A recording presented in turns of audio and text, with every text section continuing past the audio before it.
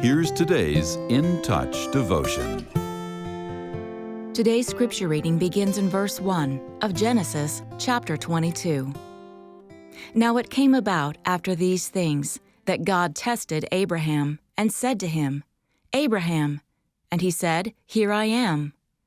Then he said, "Take now your son, your only son, whom you love, Isaac, and go to the land of Moriah, and offer him there as a burnt offering on one of the mountains of which I will tell you."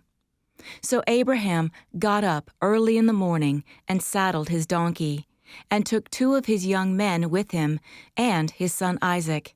And he split wood for the burnt offering, and set out and went to the place of which God had told him. On the 3rd day Abraham raised his eyes and saw the place from a distance. Then Abraham said to his young men, "Stay here with the donkey, and I and the boy will go over there, and we will worship and return to you."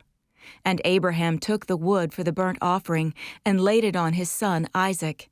And he took in his hand the fire and the knife.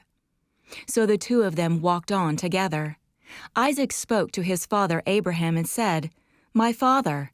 And he said, "Here I am, my son." And he said, "Look, the fire and the wood, but where is the lamb for the burnt offering?" Abraham said, "God will provide for himself the lamb for the burnt offering, my son." So the 2 of them walked on together. Then they came to the place of which God had told him. And Abraham built the altar there, and arranged the wood, and bound his son Isaac, and laid him on the altar on top of the wood. And Abraham reached out with his hand, and took the knife to slaughter his son. But the angel of the Lord called to him from heaven, and said, "Abraham, Abraham."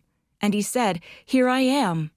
He said, "Do not reach out your hand against the boy, and do not do anything to him. For now I know that you fear God, since you have not withheld your son, your only son, from me." Then Abraham raised his eyes and looked, and behold, behind him was a ram caught in the thicket by its horns. And Abraham went and took the ram, and offered it up as a burnt offering in the place of his son.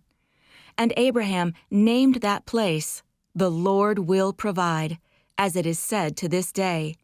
On the mountain of the Lord it will be provided.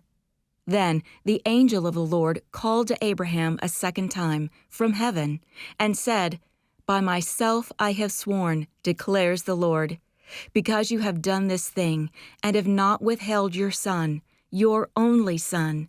Indeed, I will greatly bless you, and I will greatly multiply your seed, as the stars of the heavens, and as the sand which is on the seashore. And your seed shall possess the gate of their enemies. And in your seed all the nations of the earth shall be blessed, because you have obeyed my voice."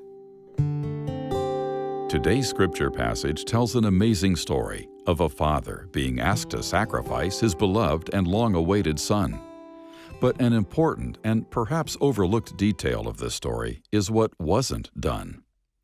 Notice that from the beginning, Abraham did not bargain with God to spare Isaac, though this would have been a perfectly acceptable action according to our human perspective.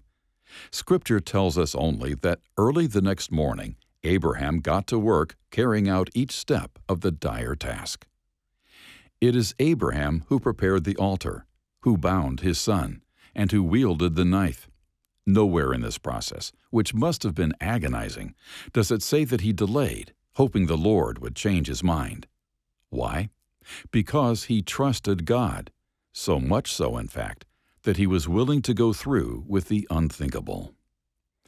It's not until the actual act of sacrifice has begun, when the angel called out to him and a ram was provided, that Abraham knew relief. Through both what he did and what he refrained from doing, Abraham teaches us something about obedience to God, as well as the loving nature of our God.